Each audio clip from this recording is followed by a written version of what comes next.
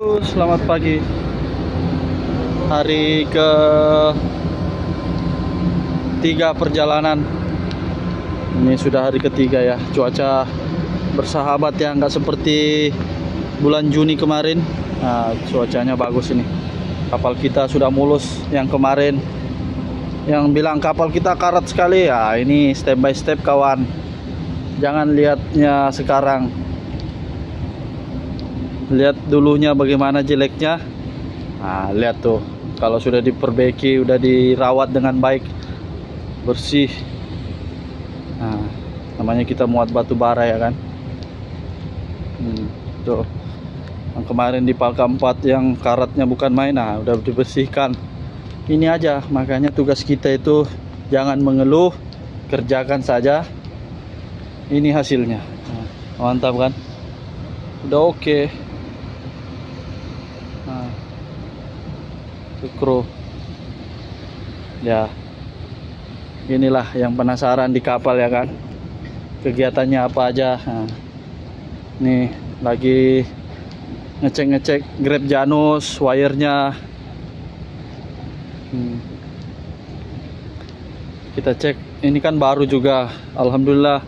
Saya itu paling utama itu wire, saya cek dulu karena memang betul-betul bahaya. Ini dibilang wire ya, ini wire ukuran 34 untuk Janus. Nah, tuh ya kan. Jadi kalau kapal jalan itu dilasing ya, lasing biar nggak jatuh ke laut. Kanan kiri kita lasing, itu sana tuh ada lasingnya kan. Nih.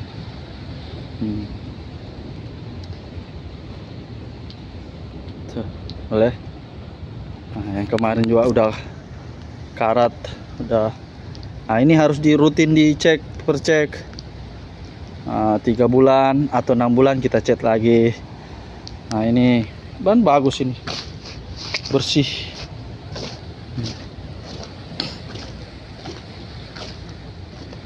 Bersih, pelan-pelan. Mantap.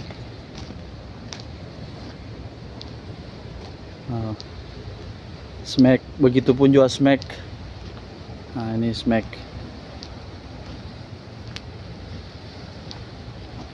Dilasing kanan kiri, bahkan 3 lebih bagus lagi, lebih banyak lasingannya. Ya kan.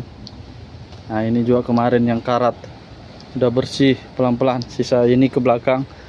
Nah, nantilah, masih kegiatan kita masih banyak. Memang banyak yang harus dirawat kalau di atas kapal ya, kecuali kapal bersih memang sudah tua.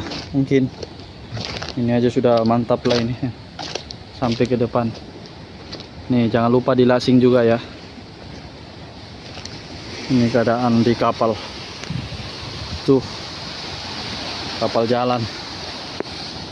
Nah, alhamdulillah railing-railingnya juga itu sudah mulai bersih. Nah, di kapal itu kegiatannya ini aja, rawat karat, maintenance peralatan bongkar muat, berlabuh. Karena yang menghasilkan duit itu di bawah Palka ini muatan ya kan. Nah, kalau lancar kan, kadang biasa juga kantor kurang mensupport alat. Nah, itu yang bikin ribet juga. Kadang biasa ada juga kru yang beli sendiri peralatan. Nah, pakai duit sendiri dari gaji cipopiser. Asik. Ya, mudah-mudahan perusahaan manapun bisa juga lah mensuplai peralatan. Tapi kalau di perusahaan saya bagus, ini mantap lah. Nah, ya kegiatannya. Jadi kita tengok-tengok dulu kalau kapal jalan gini. IBC-nya kemarin ini pakai untuk God Palka ya. Ini masih perawatan. Padahal sudah diketok ini 5 bulan yang lalu sih. Nah, ini jangkarnya. Ini kita cek dulu, kalau kapal jalan tuh jangkar harus dicek. Ada yang nanya kemarin, harus pakai lasing. Wire kenapa? Ini menurut saya bagus, aman. Cek kekuatannya lebih bagus.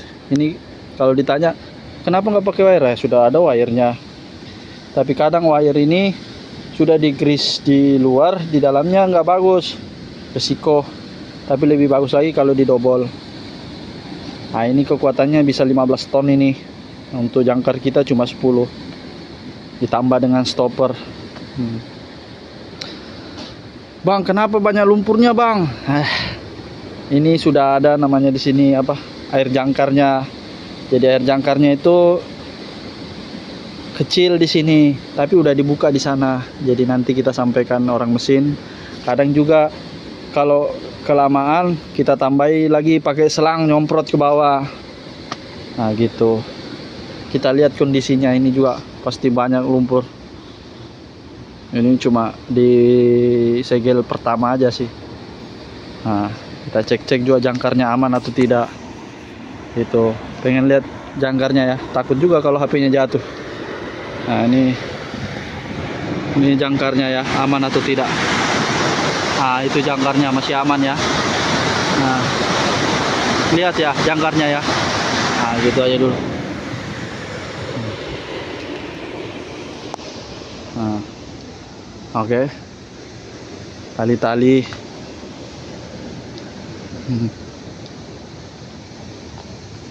Bola-bola. Nah, gini juga yang jangkar sebelah kiri. Kalau kapal jalan usahakan cek di haluan sekali-kali jangkarnya ya. Nah, kita pasangkan juga webbing sling dengan kapasitas penahanan 15 ton. Nah. Oke, nah ini sudah proses perawatan lagi, padahal ini sudah diketok 4 bulan yang lalu. Tapi saya suruh lagi spot-spot, udah bersih juga ini, penting-penting. Nah ya, udah di spot-spot, di lasing juga jangkarnya sudah. Nah ini main decknya, tuh main decknya step by step kita bersihkan. Alhamdulillah ini sudah 2 kali ya, udah 2 kali selama saya di sini ini, udah masuk 6 bulan. Ya kegiatan di atas kapal gini aja nih. Nah, sekali-kali kita mantau di laut, indahnya bagaimana pemandangan itulah indahnya seorang pelaut ya. Tapi kerinduan yang tidak bisa mengobati. Nah, ini lagi ketok. Rencana nanti ke depan Palka kita akan ketok ke sana. Ini pelan-pelan kita ke sana, step by step. Terus ke belakang. Ini railing-railingnya kita ketok lagi ulang ya. Jadi untuk kemarin-kemarin kenapa cepat karat, karena kurangnya diketok. Nggak tahu pada saat saya handover ya. Ya gitulah. Jadi kita handover itu jangan menyalahkan sama orang, tapi memang menurut saya ini kurang bagus ketoknya daripada yang sisi kanan. Ketok itu menghilangkan karat ya. Kalau di kanan coba lihat, itu sudah 2 bulan cuma 1 kali cat. Ini sudah hampir 1 bulan 1 kali dicat, tetap aja karat. Ternyata pengetokannya kurang bagus, kurang bersih. Nah, udah disampaikan sama kru-kru, udah oke lah. Jadi jangan cuma cepat selesai, tapi dampaknya cepat juga karat. Nah itu yang kurang bagus. Step by step aja. Yang selalu komentar kotor sekali kapalnya, ya butuh proses kawan. Untuk bagus itu butuh proses dan pengalaman dan skill lah. Oke. Nih pelan-pelan, nanti ini kita tancap semua full. Nih kapal kita, jadi karatnya kemarin banyak sekali karatnya. Ini kan udah nggak kelihatan karatnya karena sudah dibersihkan, dicat. Nih sampai sana nih. Tuh, jadi sudah pelan-pelan kita cat dulu. Bilang, Pak, palkanya ya kita pelan-pelan. Memang biasanya tugasnya itu kita, tapi mudah-mudahan doknya ini disentuh juga ini bagian sini. Jangan cuma cuci pantat aja ya kan. Tapi kita sudah ngerti juga sampai mana batas pengusaha ada duitnya, Itulah tugas kita sebagai seorang pelaut, seorang kerja digaji setiap bulan ya. Jadi harus mengerti juga kemampuan perusahaan sampai mana. Nah itulah yang kita pegang teguh juga. Jadi kalau dibilang cuma cuci pantat pada saat docking, ya mau diapa lagi, ya memang sampai segitu batasnya. Mungkin kru bisa menyelesaikan, tapi di atas kapal, selama saya di kapal, nggak ada sih yang nggak bisa diselesaikan.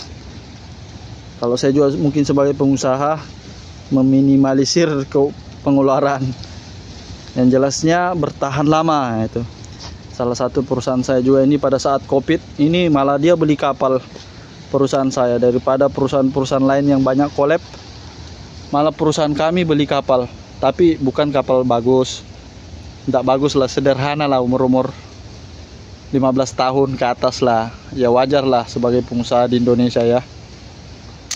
Kenapa beli kapal itu, nanti kita komen-komen. Biasanya kalau beli kapal itu kenapa tua, ya karena pertama harganya, nah, dibawalah ke Indonesia. Nah gitulah, nanti kita panjang lebar lah, percuma juga saya jelasin kalau banyak yang nggak ngerti ya. Intinya di perusahaan pelayaran itu penghasilan bagus, itu saran saya, bagus penghasilan, tapi pengeluaran juga banyak. Tergantung kita yang memanage bagaimana, sampai mana kekuatannya seorang pengusaha pelayaran. Yuk, gitu aja dulu ya, bersama Kapalak Talang. Mantap. Jangan lupa like dan subscribe Kapalak Talang dimanapun Anda berada. Yang pengen berlayar bisa hubungi kita, komen-komen di bawah. Yang pengen sharing-sharing, pengen berusaha di bidang pelayaran, bisa kontak-kontak kita juga. Oke, jangan lupa like dan subscribe Kapalak Talang. Wuhui.